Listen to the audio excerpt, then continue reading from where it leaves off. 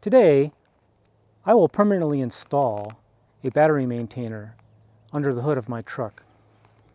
I have a 2014 Ram 3500 pickup truck with the optional Cummins turbo diesel.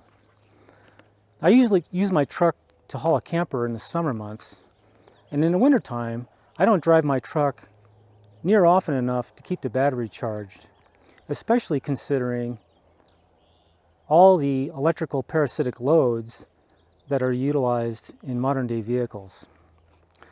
So over the winter, I actually purchased this BatteryMINDer 2012 battery maintainer and have been periodically connecting it to my truck using the supplied alligator clips. But that's just becoming a little bit of a pain. So today, I thought I would install it along with an external AC port plug. So I selected the BatteryMINDer model 2012 for the use in my truck. This battery maintainer puts out a trickle charge essentially of about 2 amps, and it also does some desulfating. The reason I picked this particular unit over some of the others that I reviewed online is that it contains a built-in temperature sensor which allows it to compensate for temperature, which is especially important during the cold winter months. It comes with an attached AC power cord and an extension cable with a quick disconnect that can be plugged into the supplied alligator clip cable, which is what I've been using temporarily. It also comes supplied with another cable that has a pair of ring terminals, and in this case with a built-in 15 amp fuse. The second part of this install is to make power available conveniently without having to crack the hood of the truck. So for that, I am using this NOCO AC port plug with an integrated 16-inch extension. Now, I got into some detail about installing another one of these units for my block heater in a video that I will link above and I'll also provide down below. So the reason that I want to onboard my battery maintainer is for convenience. So what I'm doing now is I have to hook my alligator clips up to the battery maintainer, walk out to my truck, pop the hood, hook the alligator clips up to the battery, find a convenient location for the battery maintainer to set, hook the extension cord up, route the extension cord so it doesn't get crushed by the hood, and then lower the hood and latch it part of the way. And then the next time I want to drive the truck, I have to disconnect all of that. And then to remember or have the willpower to actually hook the battery maintainer up after I get back from whatever trip I just took. So my hope is that the convenience of just being able to pop the cap on the port plug and plug in an extension cord will make hooking the battery maintainer up a little bit more habit forming. So I've surveyed the location that I would like to install my BatteryMINDer, or whatever generic battery maintainer one would use, and I just decided that I'm going to install it in this corner of the cover of my fuse box. Now, installing any kind of electronics in the engine bay of a truck is not ideal, partly because of the vibration, and then of course you got the oil and smoke and everything else, which isn't ideal. And then also this is pretty close to the hood of my truck, which is going to be baking in the sun during the summer months. A much better location to install something like this would be in the cab of the truck. It would be a little bit more isolated from the environment of the engine bay. But it would require getting through the firewall and so on. Plus, I just don't really have a good location to install this, at least not in my opinion, to install something like this inside the cab. So, but the other reason that I selected this particular model, make and model, is that this BatteryMINDer is IP65 rated, which means that it can handle relatively harsh environments. It can't be submerged, for example, but it can handle spray, and it can handle somewhat temperature extremes, although it's not quite rated for the extremes that I anticipate that this unit will see. So what I'm going to do is I'm going to mount this unit, and then I'm going to tuck the wires down where the hinge is. So the way the fuse box on my truck works is it's got these clips that you break loose, and then it rotates back. And here's all the fuses, and then the legend is actually printed on the inside of the cover. So that was a concern that I had until I realized that I could undo the hinges on the cover, which I did here in advance. So for one, so if I get into a pinch where I really can't use my cell phone or whatever to see the legend, which is here, and I've taken a picture for posterity, and oddly enough, I was not able to find a document online that included this legend, but I have a picture now. So if I'm in the field and I really need to, I'm having trouble accessing the fuses and so on, at least now I know that I can undo the hinges and pull this thing off. And so the other reason that I undid the hinges is that I'm going to drill some mounting holes, and I'd prefer to do that off the truck. So my next step, actually, before I drill those holes, you can see it's got a few rubber feet, and based on the holes that are in the back here, you can see this is really meant to be mounted to like a garage wall or something. So it's only got 2 mounting holes, which is not ideal. So what I'm going to do is I'm going to actually cut a couple of strips of double sticky tape, and then I'll stick it down first before I drill the holes, so that I have good alignment. So I went ahead and installed my BatteryMINDer on the lid. Now what I did is I used 2 layers of double sticky tape on both short ends. And I didn't mention it the last time, but I went ahead and used stainless steel hardware with nylocks, and I backed those up with washers. And as you can see in this view, I did obscure this fuse here, and of course I can't remember which one it is off the top of my head, and it looks like a couple right in this area, so I'm going to have to go back now and verify what those are just for future reference. Okay, so now I can install the lid. So first I'll just pop those hinges in like so, and then close it. So I'm going to dress up the cords. I still haven't quite figured out what the routing will be for everything, but I'm going to have the power cord heading off toward the fender, and then I may actually route it down and around and so on, but I'll do that in a bit.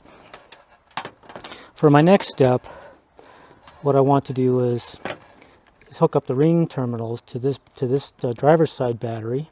But before I do that, I will go ahead and connect the ring terminal extension to the main extension, and I will wrap some decent quality electrical tape around this joint. So my plan here actually is to probably fan fold. I'll fan fold this cord and then tuck it down below this hinge after I put a zip tie around it. But for now, all I want to do is just kind of get it even and so on. I should make it so that the fuse is readily available. So I'm going to install the NOCO GCP1 in the air dam, centered 7 inches from the edge, to mirror what I did for my block heater. I'll have the cord facing down because I have enough room actually inside the air dam, and that way the drain hole will function the way it's intended. Then I'll drill an 1/8 inch pilot hole to clear this 1/4 inch pilot on the hole saw. I'll drill the 2 inch hole, then I'll feed the port plug through the hole, orient it, and then drill the 3/16 inch holes to actually mount the unit. And I'll just go ahead and drill that pilot.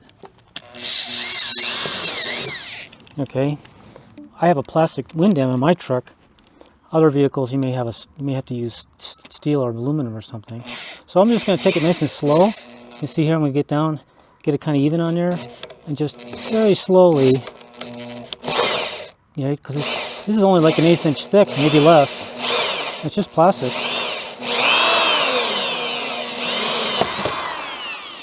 Okay, so now the idea is that I can feed this cord in like so.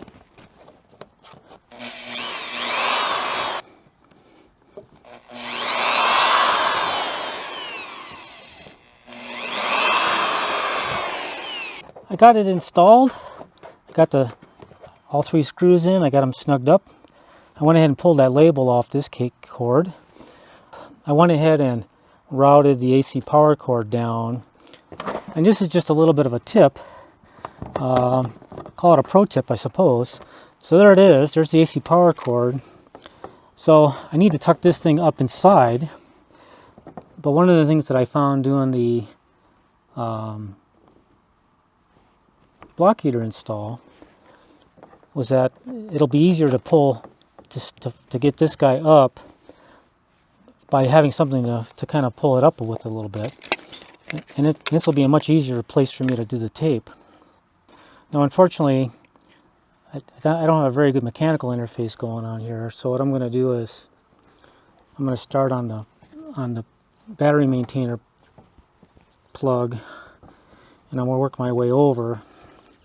And then I'm just going to kind of overdo it a bunch. So I got my BatteryMINDer 2012 installed. I got it secured with 2 stainless steel screws, a double thickness of double sticky tape. I got it connected to my batteries.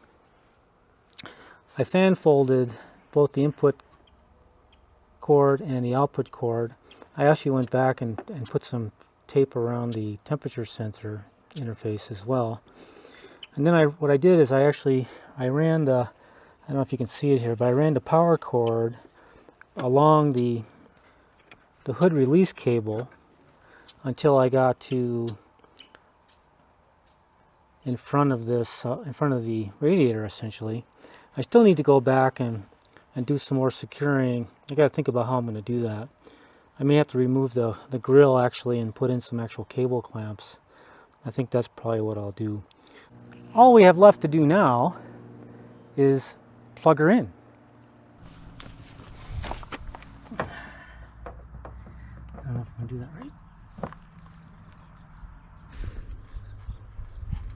Okay, so if I turn this thing the right way, it might be a little hard to see this with the sun. This is one of the problems. The LEDs on this are kind of dim. So if you see it, the second LED to the left is on, indicating that we are in the absorption phase. Going over to the right hand side here, I'm not doing a good job of shading this. It's saying battery's connected in the upper right hand corner. The one to the left of that, the power's on. And you'll see the blue LED blinking, letting you know it's desulfating the batteries. Okay, so it's hooked up and working. If I come back in the morning, I anticipate that the fourth LED will be lit. Now the other thing I should mention here is this battery maintainer only puts out 2 amperes, and I do have the under hood light on, which may be drawing about that, or close to it. So and the hood's been open most of the day, so I did drain the battery down some. So if I let my truck sit overnight, I suspect it will be fully charged by morning. I like to use a good quality extension cord. This is a outdoor rated SO style cord, 12 gauge with a lit end, and I always make sure that the powered end is on a ground fault receptacle or breaker. And then in this case, I also had to cut that tab off the cord so that it would fit in the port plug. So now it's just a simple matter of plugging it in, and if I need to go anywhere, it's pretty straightforward. Just pull it out, close the cap. And the other thing that's kind of handy, I have another port plug for the block heater, so I can leave the battery maintainer plugged in for however long my truck's sitting, and then if I plan to go somewhere the next day and it's cold, I can simply move the extension cord from the battery maintainer over to the block heater. So that is it. So if you like this video or find it useful at all, please consider giving me a like. And it would really be helpful to me if I got a few more subscribers. So please consider subscribing as well. And if you do subscribe, then you get to see me in the next video.